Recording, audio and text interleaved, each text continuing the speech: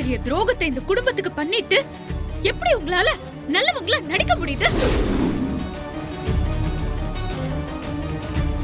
ஏய், என்ன உளர்ற? நான் உளரல, உண்மை என்னன்னு தெரிஞ்சுதான் பேசிட்டு இருக்கேன். அப்படி என்ன மேடம் உண்மையை கண்டுபிடிச்சிட்டீங்க? சொல்லுங்க, நானும் தெரிஞ்சுக்கிறேன். பண்றதெல்லாம் பண்ணிட்டு எப்படி உங்களால இப்படி பேச முடியுது? ஏய், விஷயத்துக்கு வாடி. நான் பார்த்தேன். என்னத்த பார்த்த? அவரை கொலை பண்ண வந்தவன நான் அடைச்சு வச்ச ரூம்ல இருந்து நீங்க திறந்து விட்டதை என் கண்ணால பார்த்தேன்.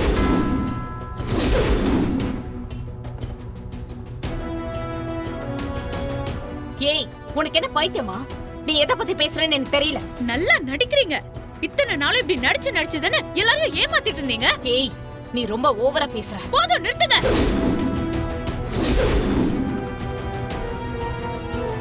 எனக்கு எல்லாமே தெரிஞ்சு போச்சு. நீங்க பண்ணிட்டு இருக்கிற விஷயம் மட்டும் வீட்ல இருக்கவங்களுக்கு தெரிஞ்சா என்ன ஆகும்னு கொஞ்சமாவது யோசிச்சு பாத்தீங்களா?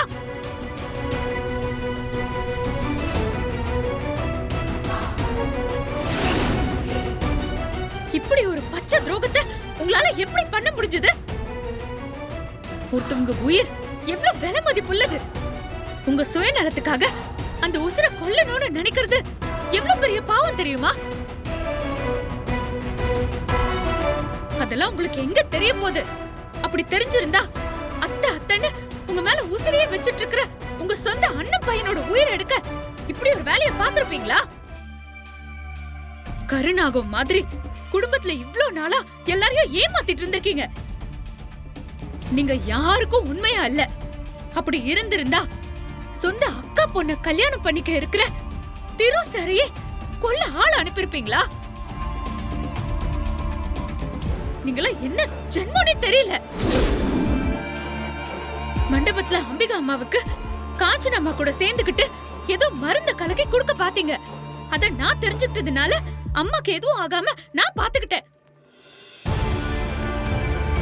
நான் வீட்டுக்கு வந்த முதல் நாளே அம்பிகா அம்மா மூச்சு திணறலுக்கு யூஸ் பண்ற மருந்த மாத்தி வச்சு அவங்கள ஏதோ பெரிய ஆபத்துல சிக்க வைக்க முயற்சி பண்ணீங்க.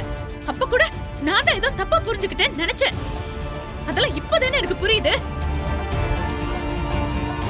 இப்ப அவர் இந்த நிலைமையில இருக்கிறதுக்கும் நீங்க தான் காரணம்.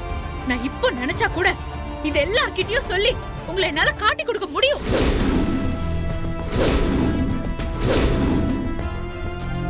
ஆனா நான் அதை இப்போ பண்ணல. ஆனா நான் எப்பவும் இப்படியே இருக்க மாட்டேன். அவருக்கோ இல்ல அம்பிகா அம்மாவுக்கோ உங்களால மறுபடியும் ஏதாவது பிரச்சனை வந்தா அப்புறம் நான் பார்த்துட்டு சும்மா இருக்க மாட்டேன். அவ்வளவுதான் உங்களுக்கு மரியாதை.